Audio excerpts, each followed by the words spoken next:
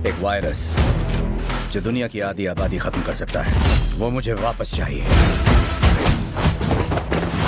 जब बात दुनिया को बचाने की हो तो ये मेरा मामला हो जाता है। तो हेलो दोस्तों, welcome back in my new video. तो गाइज, अगर आप भी मेरी तरह एक अच्छी हॉलीवुड मूवी ढूंढते ढूंढते परेशान हो चुके हो तो ये वीडियो आपकी मदद कर सकता है, क्योंकि आज की वीडियो में आपको हॉलीवुड की कुछ न्यू मजेदार साइफाई एडवेंचर मूवीज के बारे में बताने वाला हूँ, जो कि आपको अभी के टाइम पे हाई क्वालिटी हिंदी डबिंग के साथ देखने को मिल जाएगी। लेकिन वीडियो शुरू करने से पहले अगर आप हमारी चैनल पे नए हो और अगर आपने अभी तक हमारी चैनल को सब्सक्राइब नहीं किया तो मेक श्योर आप हमारी चैनल को सब्सक्राइब करके पास में जो बेल आइकन है उसे ऑन करके ऑल पे सेट जरूर करें, ताकि हमारी हर नई वीडियो का नोटिफिकेशन आप सभी लोगों के पास सबसे पहले पहुंच सके। पर उनका पाला मुझसे पड़ा है। जय बात।